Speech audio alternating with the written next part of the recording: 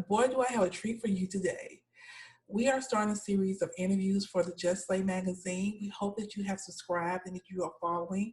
And please join our email list so that our articles and posts and videos will come straight to your email.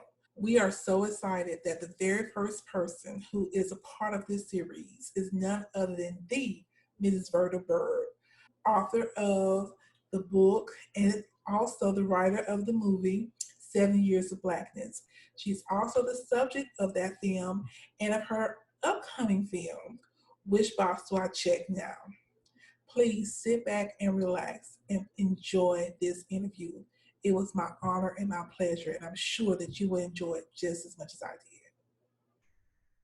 Hey guys, thank you for joining us for a very special interview with a very special woman. I have had the pleasure and honor of meeting Verda Byrd, who I feel is a civil rights pioneer in her own way, shape, and fashion. Also, she is also a strong advocate for the foster care system. And so it is my distinct honor and pleasure to introduce some and present to others Mrs. Verda Byrd. How are you doing today? Pretty good. How are you? I'm doing great. I am doing great. Let's just dive right in. Tell us a little bit about yourself.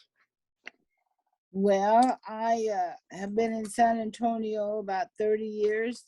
Okay. My husband is retired Air Force, and we came to San Antonio from Tokyo, Japan. Okay. And I been married 42 years, and I grew up in Newton, Kansas. So I've been away from there many years. Let's discuss your upbringing. Tell us about your parents and your family. And did you have any siblings? I grew up in Newton, Kansas. I didn't have any brothers and sisters at that time. No, I didn't. When did you find out you were adopted?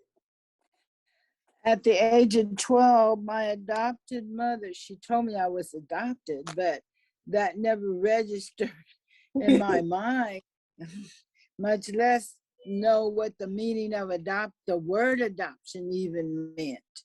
So at the age of 12, she told me, but it didn't really mean anything to me at that time. So how did you find out that technically you were white and not black as you were raised to believe? And what impact did that have on your life? I know it probably is a big one,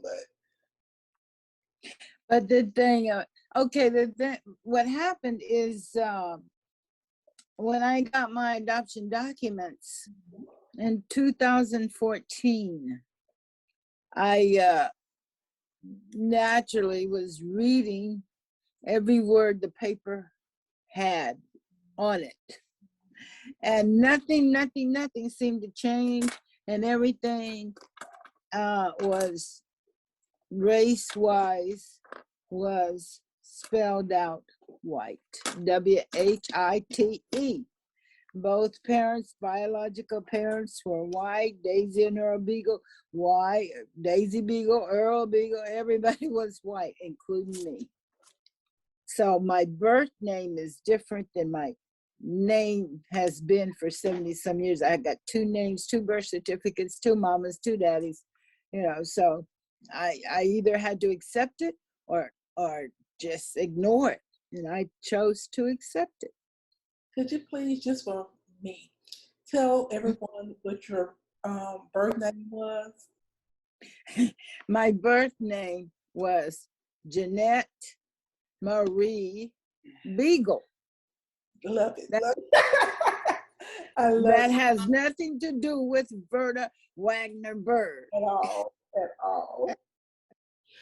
Nothing. Did you have any siblings from your birth parents, and did you ever get a chance to meet them?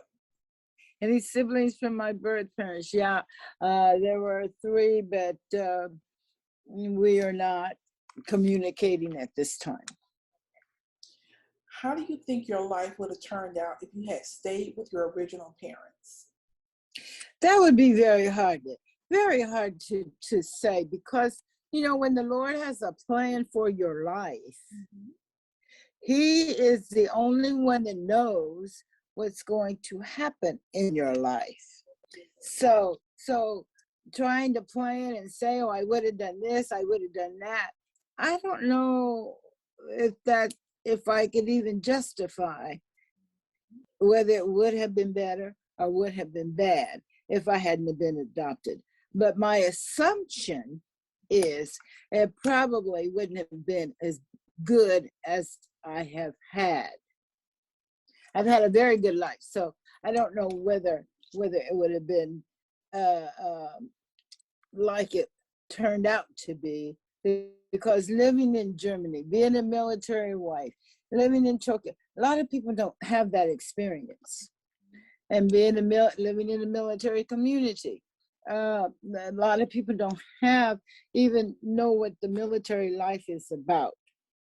But I have that experience, and I have, you live in Germany, you can't read German, but you look at the pictures. So, you learn different cultures, and that's what I really have valued.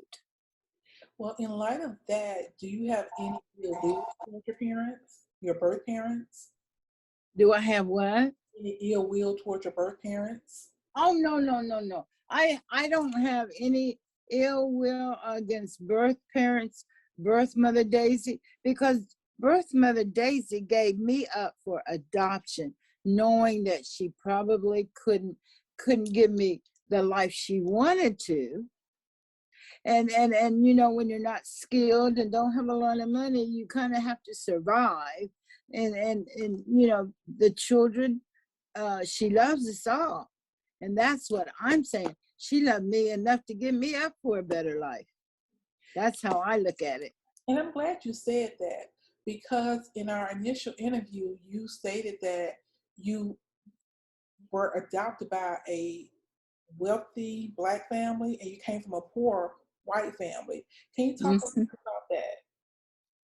Well, in the early 40s, the skills and jobs weren't as available as they are now. And us, if you don't get a higher education, and if you don't have any job skills, then it makes it kind of difficult to really struggle through life. And that was the situation for my biological white parents. My adoptive Black parents, my father worked on the Santa Fe Railroad. And at that time, working on the railroad was a very big thing, because that was a Black man's job, coming out of slavery and coming out of, coming into a better living. So my adopted dad made $250 a month, and that was big money for a Black man at that time. So that was one of the criteria that they let the Black couple adopt me. Do you have any ill will towards your adoptive parents? Oh no, there's no reason for me to be mad at anybody, because my adopted parents, they guided me, they taught me, they pushed me in the right direction. And my adopted mom, she was very, very strict about education. She was so, I graduated in 1960 and continued to go to college and got a 4-year degree. So, there's no resentment for either mother or either biological family, no kind of way. No. Is there anything that you wish that your adoptive parents had done differently? Well, if my adopted parents, if my mother would have really told me about my adoption and my race and culture that I was born in, maybe if she would have told me as I got older or old enough to understand, maybe maybe I might have been angry at that time, but since she didn't, there's no need of getting mad at her now. I love it. Yeah, Yes. yeah. She didn't. And that's what happened. Amen. Have you ever read the books Black Like Me by John Howard Griffin or Our Kind of People by Lawrence Otis Graham? And if so, how Yeah. your story? Yeah. Oh, I'm sorry to cut you off. But yes, Black Like Me is a very old book, and that was one of the books I read many years ago, because living in a small town in Kansas to begin with, I didn't really experience too much Black people in the first place. Right. Our Black experiences, because there was only one high school, and it was integrated, and there wasn't very many Black people in Newton, Kansas to begin with. So I did read it, but now I can understand why maybe as a Black man he made his face Black to see how Black people lived. Maybe that was his reason, but he did it, and Black Like Me became a bestseller. So it is what it is. I'm going to kind of change one of these questions up because after we did the initial interview, I watched one of your videos. I want to say it was from Good Morning Britain or something like that. And you were talking, Uh-huh. um, and I just have to say this, she reminds me so much of my 56th grade teacher, Miss Mary Williams. I don't even know if you're watching, if you're out there. Like every time when I saw her, I immediately thought of you. So I hope you're doing well. But Thank you. I hope so too. I hope she's still doing well. you were saying that you felt like you didn't face a lot of racism because of your skin complexion. And could you like elaborate a little bit more on that? Do you think it was because you didn't really, there wasn't really a lot of Black people around, or do you think it was primarily because of your skin color? Well, it could have been a combination of both. Like I said, growing Newton, Kansas didn't have a lot of Black people, Right. and Newton certainly didn't have a lot of Black people. So, and going to high school and college, I'm understanding now. They thought I was white anyway because I evidently so evidently they didn't know or see my mom and dad, so they didn't know actually that they were Black, and they had adopted me. In a small town years ago, my adopted mama didn't want people to know her business in the first place, Come on.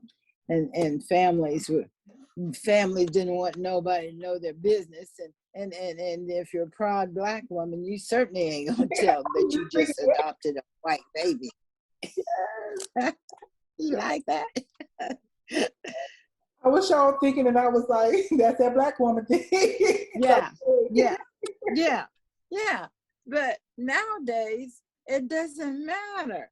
But in the early 40s, there were the state of Missouri was still segregated anyway, and said, well, your birth mother must have loved me enough to give me up for a better life. And we all have different friends. We all do different stuff. I don't care what she had or what she did. She loved me enough to give me up for a better life. That's good. And I asked, and I love your answer to this. So I have to repeat the question. Do you think colorism had any effect on you being chosen by your adopted family? Because I know people that see lighter skin, Black people doing well, and they're automatically think like, of course they picked the white baby. What is your response? Well, and I think I told you the other day, the adoption agencies didn't have barely any rules to go by in the first place. Right. So I'm speaking for my adoption, they wanted me to be in a forever loving home. Yes, somebody did have the my adopted dad's job did have something to do with it. But even at that, when children or any foster kids or adoptees, you look for a loving, you look for a forever home, not here today and gone tomorrow. Don't throw me away tomorrow. Don't, don't take me to Walmart and say I don't like you no more. Heard that happen. But they look for a forever loving home. Okay. So how have you seen race relations change in America over the past few years? Well, basically, the killings by white police has gotten real ugly, and that's not a good thing for any race to do, really, to kill anybody, because we all are human, and we all need to be treated like humans. Just because the color of our skin says, well, oh, you're brown, you're black or brown, that doesn't mean you can treat me any old kind of way. That does not mean you can kill me. That's it. It means that we need to unify, to look at how we can unite and make this a better world. That's good. That's good. So how have you seen intra-community issues play out during the course of your life? Like everything from black on black crime, the drugs epidemic. Now what is surfacing now is like a lot of, how can I say this? Yes, it's colorism, but it's also a lot of, what do you call it? Divesting. Black women call it divesting. That means really not dating black men. Black men not dating black women. Like just all the things that you're seeing. What have you seen over the past few years that really kind of caught your attention? I took you off guard that you really wasn't expecting, because you probably were around where it was all about black unity and black love and us coming together and trying to uplift one another. And it's like we're kind of all over the place now. So how do you feel about the intercommunity issues that we do have within the black community? That can be answered many ways. Oh, yeah. I have to take a look at my own relatives. Mm-hmm. My husband's family is a mixture of black and white. Mm-hmm. My daughter has been married 30 years to a Hispanic. Mm-hmm. So my grandkids and great grandkids, I don't know, they're white, Hispanic, brown. They're all mixed up. Right. So every family has to look at their family, other family members. Do you not like them because their skin is not the same color your skin? Oh, I don't like them. Oh, I like her because she's white. Now wait a minute. We have to examine our own minds, our own families. Do we just can't go out there and say, I don't like my daughter because she married a Chinese, Japanese man. We can't say that. If you love your daughter, love is unconditional. That's true. So true. Love should, you can't pick. It's like the virus. The virus hit every race, every color, every culture. Now, who are we as a one person to say, I don't like the virus because it hit my neighbor? Well, what race is your neighbor? You know, we have to look at these things, and we have to accept the culture that we all come from. Well, I would segue a little bit just for a second, because I want to pick your brain. What do you feel about how everybody has made this virus and the vaccine and wearing a mask more political than I've ever seen any other health issue being politicized ever in this country. Like everything is political now. Like if you're on this side, you're anti-vax or anti-vax. If you're on this side, how do you feel about all of Well, like I said, the good Lord has control over all his children. And we as individuals, if we follow our leaders, and if the leaders are good, if the leaders are bad, we have to decide in our own mind, how do we protect our own self? And if we should be able to choose no right from wrong. And if you feel like you don't want to wear a mask, if you feel like, oh, they ain't going to give me nothing, don't. Now, that's not what our leaders have said. Right. For our own protection, we should wear a mask. We, if you're so if you're so if you are so good that you will never ever catch anything, well, then that's your choice. But for health reasons, we need to protect ourselves the best way we can. I love we have to protect ourselves. You heard it here first, folks. Because that's just common sense. Protect yourself the best way you can. But I'm gonna harp on that. You like that? I love it. Please tell everyone about your documentary and how it came to be about and where it can be seen. Okay, the very thing I would like to say right now is the San Antonio Film Festival starts August the 6th, which is 2 days from now. And my film, Monday from now.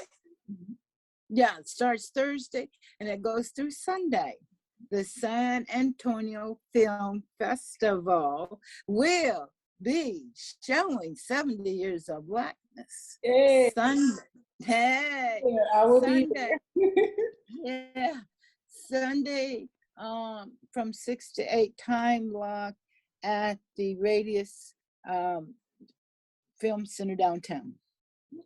And then also there's the San Antonio Black Film Festival. I gotta plug that in because we're in that one too.